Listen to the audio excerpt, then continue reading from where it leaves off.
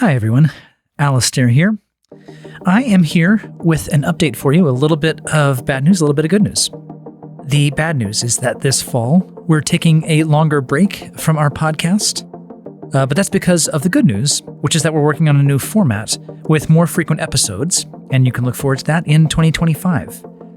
In the meantime, we will be sharing some previously released resources with you. Today's episode is a rerun of an episode we released a few years ago entitled Rest. Actually, we've been thinking a lot about rest as we prepare for our national conference this October on that topic. And if this whets your appetite for more, you could come join us on October 4th, 5th, and 6th in Chattanooga, Tennessee. You can learn more at ccef.org/2024.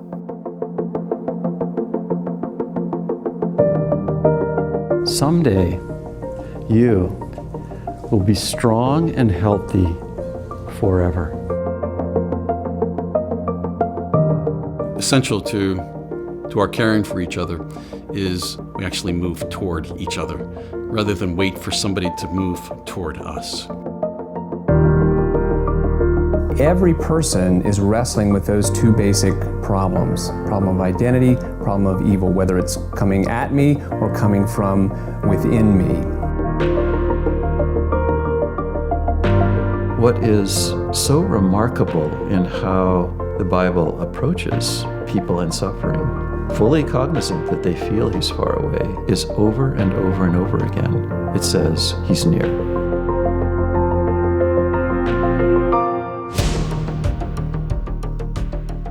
Have you ever had a vacation, or a day off, or maybe a weekend, something that you were really looking forward to, time away from the daily grind, and you just knew you needed it? You could feel like, man, I just need a break right now. And then you get into the actual vacation itself, or the day off, or the weekend, and you come out the other side, and it feels like it never even happened. You got your break, you got the thing you thought you needed, you felt like you wanted, and it didn't do the thing. It didn't restore and refresh and give you the deep rest that you were looking for. Have you ever had that experience? I know I certainly have. And I know that one of the most slow and difficult lessons I've ever had to learn in my life is that rest is not as easy as it sounds. I think one of the reasons that rest is so hard for us is that it's really easy to get it confused with other things. We can confuse rest with not doing stuff. We can confuse rest with self-indulgence. We can confuse rest with frantic activity to make ourselves feel happy or feel better. I remember one of the first times that I interacted at a more thoughtful level with the question of what is rest, and how does rest actually become restful to my soul? I was listening to a sermon by Tim Keller. He was picking up on the idea that vacation in and of itself actually doesn't give us the deep inner rest we need, and he was interacting with an article he had read by Judith Shulevitz in the New York Times. Let me let Keller actually just speak for himself, laying out the core case that he makes in his February 2005 sermon called The Rest Giver. Here's a snippet that gets at the core of what he wants to get across. There are two levels of rest. Just as sleep will not really refresh you at night if you don't have some deep sleep, rapid eye movement sleep, right? So, external rest, physical, emotional rest from your labor, is not all you need. There needs to be a deep inner rest. And that's what you've got to have. And no amount of vacations can cure your restlessness if you don't learn how to get to that. Then I want to take a moment and dig into the article written by Judith Shulevitz, who is a columnist for a bunch of different publications, including the Times, as I mentioned. And in an article called Bring Back the Sabbath, you get this interesting comment. She is actually defending the idea that we need a Sabbath still today, as modern contemporary people who have mostly looked at the Sabbath as something totally antiquated and weird. Writing from a Jewish perspective, but obviously to a heavily secular audience, and she says this: most people mistakenly believe that all you have to do to stop working is not work. The inventors of the Sabbath understood that it was much more complicated than that, a much more complicated undertaking. You cannot downshift casually and easily, the way you might slip into bed at the end of a long day. She goes on to say later that the difficulty of Sabbath has to do with turning off the machinery of self-censorship, that there is this difficulty in stilling the eternal inner murmur of self-reproach. So my hope today is to think a little bit about what exactly is real rest.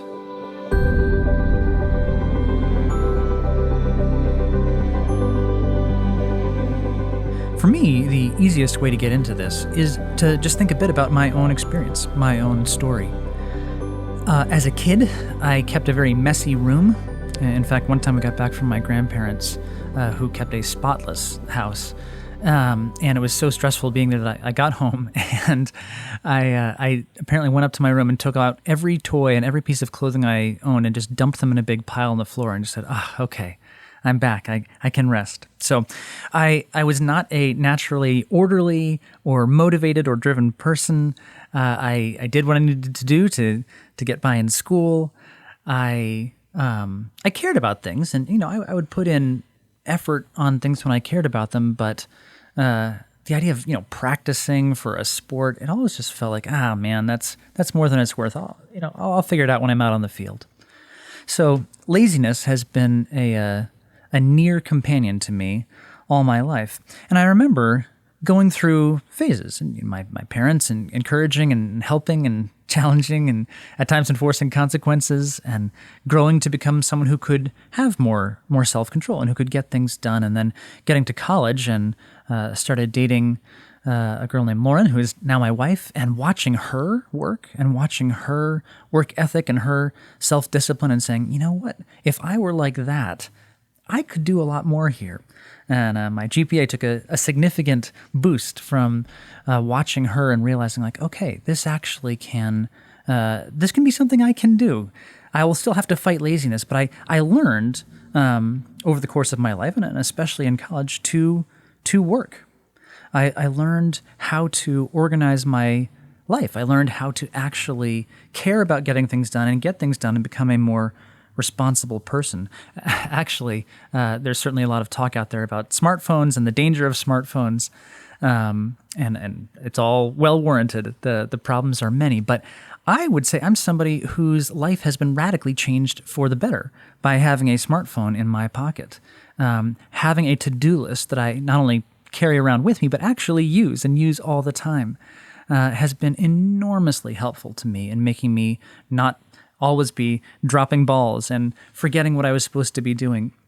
Hasn't solved all my problems. I still can, in the space of 5 minutes, I can forget to hand in the letter to the teacher for one of my kids when I was dropping them off at school that let them go on the field trip the next day. So we don't really trust me to remember things if I'm not going to be looking at my to-do list. But at least looking at my to-do list has been very helpful. And I've learned a lot about how to work. And I remember in my campus ministry days, right after I graduated college, feeling like I could see the value of working for the kingdom. There's this beautiful, yes, Lord, I am pressing forward. I understand and can make myself and push myself to continue to do things, even when it's not comfortable.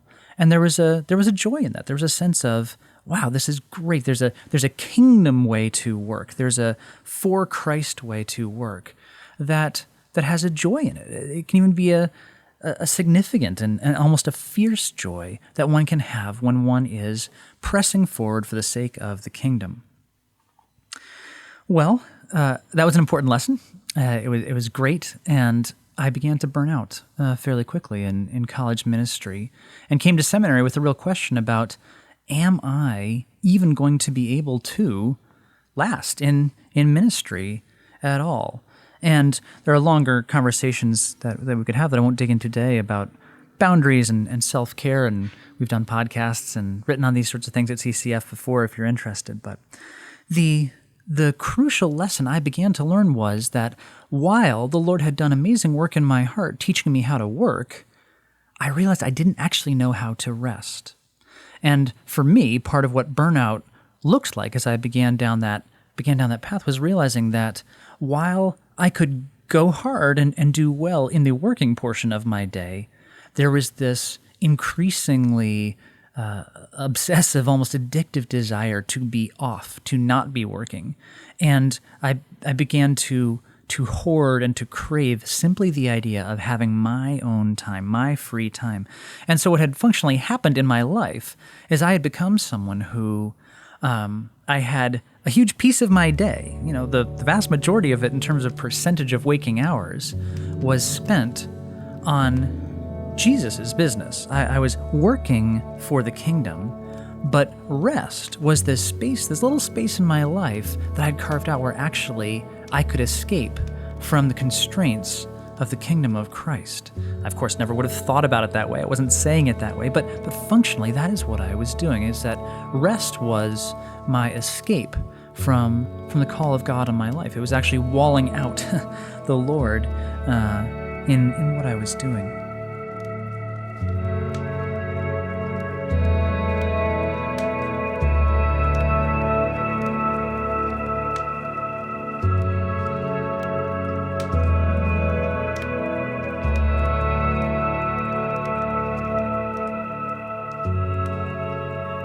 Here's the problem with that kind of rest, the way I was doing it. Here's the problem with the vacations and the weekends and the days off that many of us take. It's that it isn't actually rest. And therefore, it doesn't actually last. Can't tell you how many counselees I have heard say over the years something like, this is so hard and I feel like I just need a break from it all. I can't handle going on like this. I just need to get a little rest, a breather to get a break from this. And I absolutely understand what people mean when they say that. And different people say it for different reasons. And I think there's some profound truth in it. There is a way in which what they are craving, the rest, a chance to kind of catch your breath, is indeed a possibility and something that we can have in this life. Of course, there's an eternal rest coming, and we'll say more about that. But there is this wonderful way in which counselees are seeing they need a rest, and yet I think so often my experience and theirs is that they're not actually doing the things in the rests when they come that they need. It's fairly rare. As often as people say to me, I just need a break, it's pretty rare when somebody gets a break to come back and say, man, my life is just really different now. It was so helpful to get that rest and that break. And it's just been so much easier to deal with my trials and sufferings and the hard people in my life and the challenging situations, right? Most of the time what we say is, yeah, it was really nice to get that break. And I wish I was still there. I wish I was still in the thick of it. Now it feels like I'm back and it's almost like it never happened. I had the good fortune as a teenager to have good relationships with adults in our church. And I remember one of them at one point saying, the very best vacation I've ever had was this last one I just went on 2 weeks ago. And it's because I went in thinking, how can I be a servant to my family? How can I serve my wife and my kids? And that sounded so crazy to me as a teenager that somebody would even imagine doing that. I mean, that's the opposite of vacation. You're serving. Why are you doing this? But to not only say that, but actually say it was the best vacation he'd ever had really caught my attention.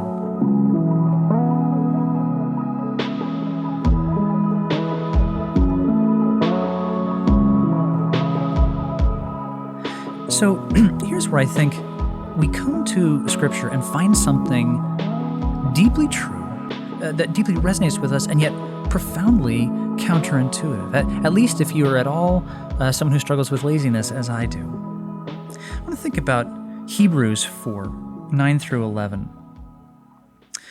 The book of Hebrews says this: "There remains then a Sabbath rest for the people of God. For anyone who enters God's rest also rests from their works, just as God did from his." And goes on to say, "Let us therefore make every effort to enter that rest, so that no one will perish, by following their example of disobedience. In saying their example, he's referring to the Israelites in the wilderness who did not enter rest. What does it mean to enter God's rest? Well, Keller gives some helpful thoughts in the sermon, picking up on that phrase from Judith Shulevitz of quieting the eternal inner murmur of self-reproach, that there's something the gospel does in us that actually changes our ability to rest. And I would phrase it this way, in my own experience, I would say there is a way in which working for yourself, working to build your own kingdom, working under the endless strain of, I must achieve this, I must make something of myself, I must bring in enough money, I must fill enough time, I must keep these people happy, I must, get this stuff off my plate so that I can get to do what I really want to do. Whatever the case might be, whatever you're working for, when you're working for self, it will always be endlessly draining. There may be successful moments, and you may be the kind of workaholic who gets their fix by getting an accomplishment, and therefore you can keep driving yourself pretty hard for a long time. But ultimately, even that cycle of accomplishment and drivenness leaves you empty. It is a slow or in some cases quick march towards a death of soul, a death of life, a death of rhythm of life. And there is something so profoundly freeing about working for the kingdom, a work that is with the Lord, a work that is for the Lord, a work that is, Lord Jesus, I am just entrusting these things into your hands. I am simply walking with you through the process of doing what you have called me to do right now, in the next 10 minutes or the next 6 hours, or whatever the case may be. And in a similar way, rest for self is ultimately a path towards death. Rest that is self-obsessed, self-centered, self-indulgent, a rest that isn't about the Lord and his kingdom, but a rest that is rather some desperate attempt to hold on to feeling good enough, vacationing hard enough, getting enough time away, doing the right, most fun things, getting enough peace and quiet so that I can finally feel better, right? It never lasts. There's an end. I can attest, I can promise you from my own experience, there is a never-ending cycle of chasing after lasting rest, and it doesn't work. And it is a recipe for a petri dish for addiction. It drives you always harder. You always need more. You always become more desperate to get back to your book and to your couch, or whatever the case may be for you. And so in the same way that work for self kills and rest for self kills, there's an opposing reality that kingdom rest, Christ-driven, Christ-centered, gospel-deep, whatever word you want to use, rest is different. There's this wonderful freedom to it. It's not a rest that says, I must have X to be okay. It's rather a rest that says, I'm going to embrace this opportunity for the next 10 minutes, or the next 6 hours, or the next week, or whatever the case may be. Whatever rest you have in store, and again, there's a wisdom in needing to be able to choose rest. And to choose to stop work. And there are a lot of hard decisions. When do I rest? When do I work, right? But if both work and rest are kingdom-oriented, there is this enormous freedom to it. So one of the most helpful things that I have found myself able to say is, you know what? Right now, as I have this article I need to write, and I'm feeling stressed out by it, and I don't want to write this article. I just want to go read my novel. I am trying to learn to say, you know what? Lord, right now is this time to write the article. And so I want to do that with you. I get to do this with you now. And later, there will be a time to read this novel with you. Just earlier this week, I had an experience where I had about half an hour unexpectedly at home before dinner. My wife and kids were out swimming, and they were going to come back later than expected. So I had dinner going on the stove, and I had a chance to just kind of rest and do whatever I wanted. And I said, this is great. And I picked up my novel, and about every 10 minutes, I had to actually check myself and realize my shoulders were tensing. There was this desperation to dive in and sink into the novel deep enough and hard enough to satisfy my sense of I need to rest after a long day, and with another long day coming tomorrow and a day after that. And every time just having to say, like, no, Lord, however many minutes I have, however much time I get to read right now, that's great. This is a gift, and I just simply want to enjoy it. I need to not crave this, but rather receive it with an open hand, thankful for these minutes right now in this way. And when my kids come bursting through the door and start hanging up swimming suits and asking where dinner is, then that will be my chance to love and to serve, and I want to embrace that opportunity with you.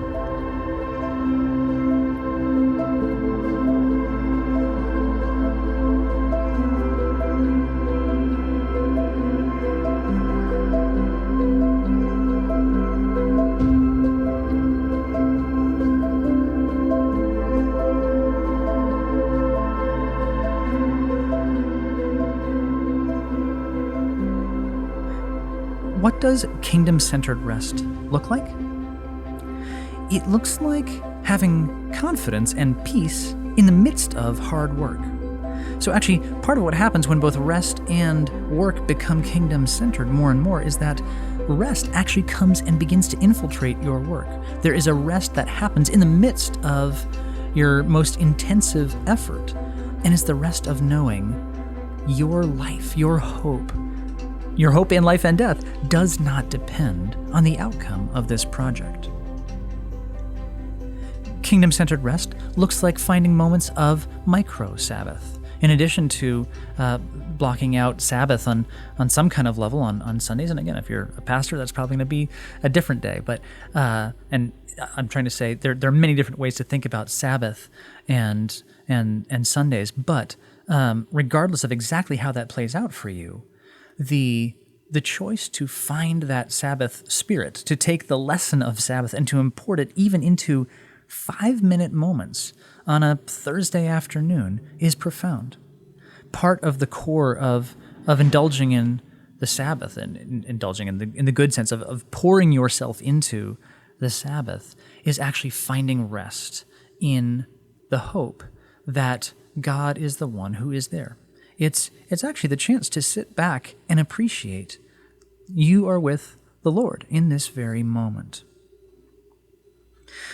Sometimes for me, kingdom-centered rest actually just means walking more slowly down the hall to the bathroom, rather than frantically racing to the bathroom and racing back so I can get 30 more seconds done than I otherwise would have. There's something about just slowing down in life and saying, you know what?